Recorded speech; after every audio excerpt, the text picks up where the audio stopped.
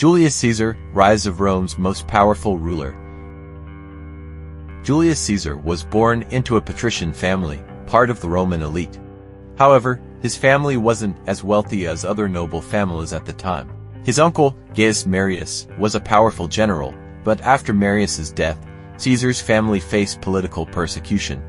Caesar had to leave Rome for a while to avoid being killed by political rivals. Despite these early challenges, he worked his way up the ranks, starting in the military, and gaining valuable experience that would help him in his rise to power. As a young man, Caesar was captured by pirates while traveling in the Mediterranean.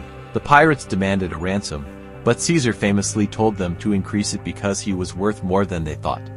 He promised that once he was free, he would hunt them down, and he did. After the ransom was paid, Caesar raised a fleet, captured the pirates, and had them crucified.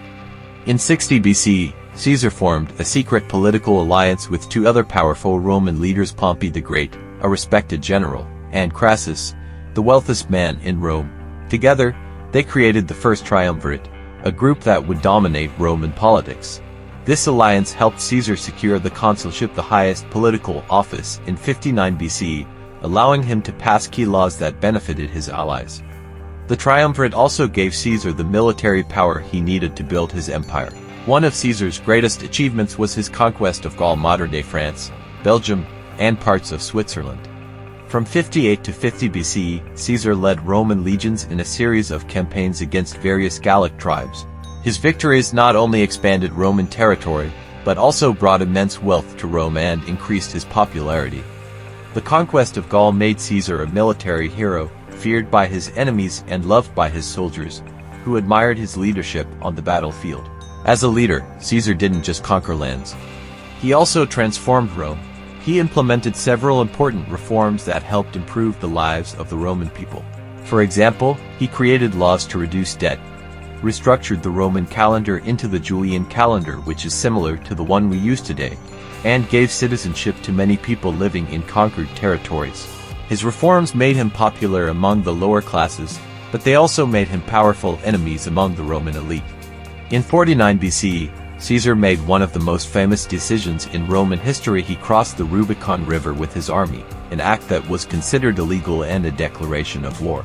By doing this, Caesar defied the Roman Senate, which had ordered him to disband his army and return to Rome as a private citizen. This move ultimately led to Caesar's rise as the ruler of Rome.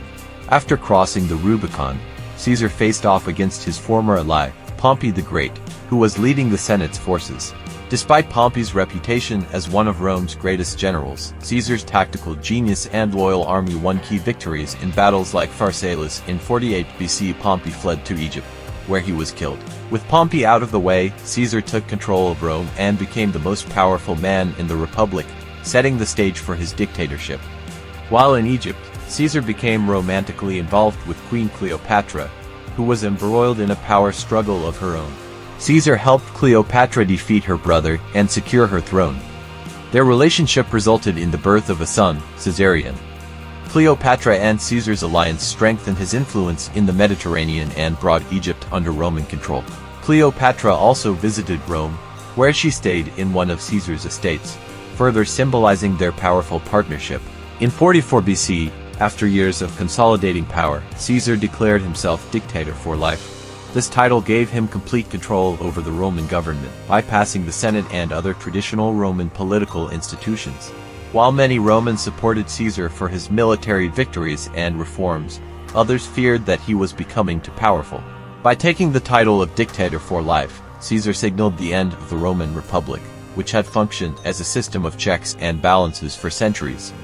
Caesar's growing power alarmed many senators, who feared that he would become a king and destroy the Roman Republic. On March 15, 44 BCE, a group of senators, led by Brutus and Cassius, assassinated Caesar in the Senate.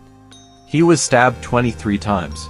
This day, known as the Ides of March, became one of the most famous events in history. However, instead of restoring the Republic, Caesar's death plunged Rome into further chaos and led to the rise of his grandnephew, Augustus, who became the first Roman emperor, marking the beginning of the Roman Empire.